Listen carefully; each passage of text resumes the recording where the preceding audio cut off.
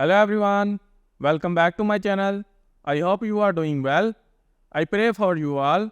God give you a long life and you will live always happily there. Please like and share this video and also subscribe my YouTube channel. I have a request to you all. Watch this video till end for supporting me. So let's start our information.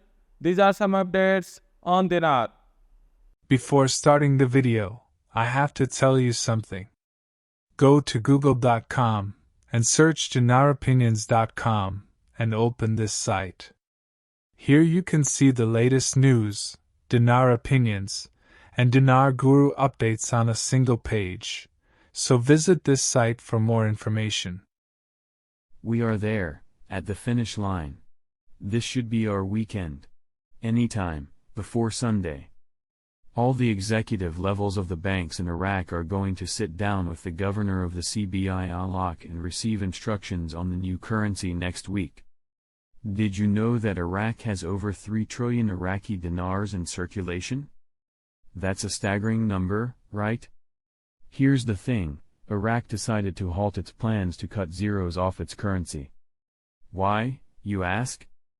Because the government thinks the economic climate just isn't right for such a. Today, we're diving deep into why is pressing pause on its plans to redenominate the dinar. As always, these economic decisions can be quite confusing, so let's break them down. First, let's understand what redenomination actually means. Redenomination is when a country decides to change the face value of its currency. In this case, Iraq was considering trimming 3 zeros off the dinar. So if you had a 10,000 dinar note, it would become a 10 dinar note. This is meant to simplify transactions, especially when dealing with cash. But here's the kicker, the central bank initially planned this back in August. They saw it as a way to make financial transactions easier in a cash-dominated economy. Iraq's economy relies heavily on oil, making cash transactions very common. So, the idea of knocking off zeros seemed like a practical step forward. Then what changed? Well, the economic dynamics in Iraq are quite complicated. The government has now decided that this plan just isn't a priority anymore.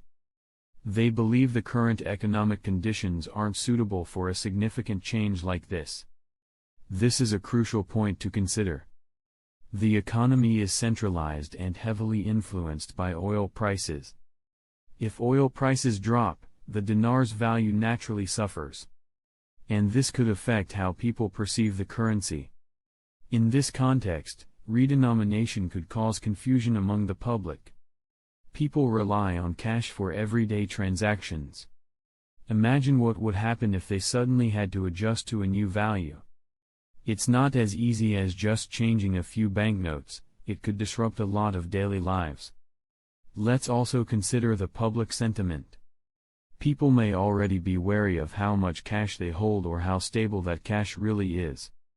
If the government suddenly decides to change the value, it could lead to a lack of trust. And that uncertainty can cause panic. Does this sound familiar? Many countries have faced similar challenges when attempting to update their currencies. It's a balancing act between making a necessary change and ensuring the public remains confident in the currency's stability. We also must remember how often public opinion shapes economic policy. When the population feels insecure about their money, that can influence government decisions. Iraq thought it was ready for this change. But as it turns out, the broader economic environment made them rethink. So, what is the Iraqi government focusing on instead? They're likely putting more emphasis on stabilizing the economy before making any drastic currency changes.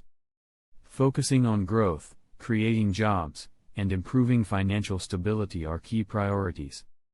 After all, no one wants to face the repercussions of a poorly timing decision on such a vital aspect as currency. It's a complex web of economic factors. The decision to hold off on the plan to have the zeros reflects a more cautious approach in governance. It's about weighing the pros and cons before jumping into something that could have long-lasting effects. Now, let's shift gears just a bit. What can we learn from Iraq's situation? Well, first, it's a reminder of how essential it is to have a stable economic foundation before making fiscal changes. Governments should always be in tune with their economic climate. Public trust in a currency is critical, and that doesn't just happen overnight. They need to ensure that when changes are made, they come at a time when people are ready to adapt. But enough about the risks, let's talk about opportunities. What would happen if the Iraqi government chooses to move forward with a redenomination in the future? Assuming economic conditions stabilize, it could potentially make transactions smoother. Less confusion, more clarity, and ultimately, a better experience for everyone involved.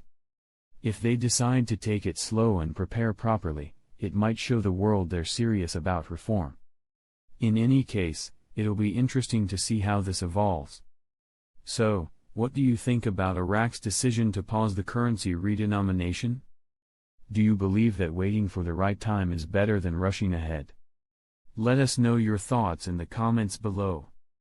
If you found this video interesting, don't forget to give it a thumbs up and share it with your friends.